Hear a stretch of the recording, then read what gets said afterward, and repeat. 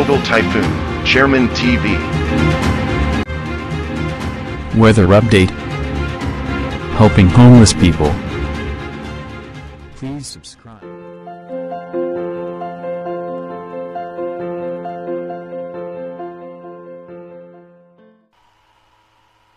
Magandang umaga po. Ito po ang ating latest update ngayong araw, September 20, 2023. Patuloy pa rin pong nakakaapekto sa ating bansa itong ITCC o yung Intertropical Convergence Zone na patuloy nga pong posibleng magdulot ng mga biglaang pagbuhos ng pagulan sa may Zamboanga Peninsula, dito sa may Davao Region, sa Maguindanao, Sultan Kudarat and Sarangani. Tapos maging dito nga po sa may parte ng northern portion ng Palawan. At asahan din naman natin sa may parte ng Metro Manila yung ating localized thunderstorm at yung epekto na rin po nung ITCC.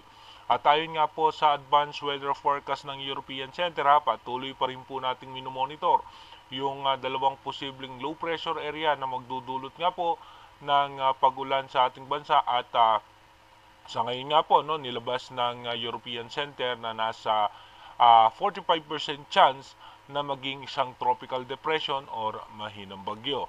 Dumako na nga po tayo sa ating advanced weather forecast. Dito nga po sa ating advanced weather forecast, mapapansin nga po natin magkakaroon ng posibleng low pressure area dito sa may parte ng Bicol Region by September 22, at ito nga po ay posibleng dumaan dito sa may parte ng Bicol Region at posibleng malusaw din po kagad, at magkakaroon naman tayo ng low pressure area dito sa western section ng ating bansa. At pagdating naman po ng September 25, mapapansin naman natin na magkakaroon muli ng panibagong low pressure area, at ito'y palayo, palayo naman sa ating bansa. At pagdating naman ng September 26, mapapansin nga natin yung pagkilos nitong nasabing sama ng panahon. Dito nga po, ito mataas po ang tsansa na maging isang tropical depression dito sa may western section ng ating Philippine Sea. At ito nga po yung low pressure area na lumayo, pero ito nga po yung may posibilidad na bumalik. Pagdating naman po ng September 29, mapapansin nga natin yung muling pag-recurve o yung pagbalik nitong low pressure area, na ito nga po ay monitor natin kung ano nga ba yung posibleng magiging scenario nito. At yung isang sama ng panahon nga dito sa may parte ng western section ng ating bansa ay magdudulot naman po yan ng pagulan sa western section ng Luzon, hanggang dito po yan sa may Palawan, at makakaranas po tayo ng mga pagulan. Dito naman po sa ating rainfall forecast, posible nga by September 22, nandito nga sa may yung pinaka-sentro nga po ng low pressure area ay nasa Central Luzon. At pagdating naman po ng September 23, dito na po mabubuo yung isang low pressure area sa western section ng ating bansa. At pagdating naman ng September 24, ito nga po ay andito na sa West Philippine Sea.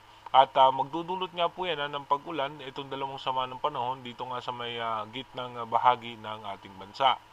Pagdating naman ng September 25, dito mapapansin nga po natin tuloy-tuloy makakaranas po ng pag-ulan ang gitnang bahagi pa rin ng ating bansa.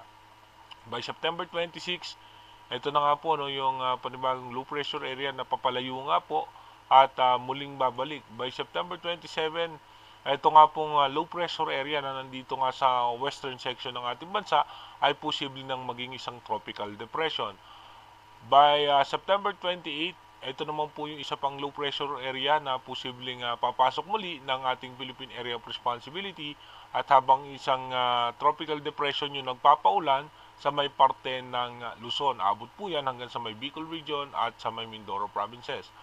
By September 29, aangat nga po yan dito sa may western northern Luzon, extreme northern Luzon, at magdudulot pa rin yan ng pagulan dito nga po sa may Luzon. Habang ito nga po yung isang sama ng panahon na muling pumasok, yung low pressure area na lumayo at ngayon pabalik muli sa ating bansa. Ito po yung ating imomonitor kung ano yung magiging posibleng senaryo nito, kung ito po ba ay aangat patungo dito sa may parte ng Taiwan o sa Japan, or posibleng dumiretso sa may extreme northern Luzon or dito nga po sa northern Luzon.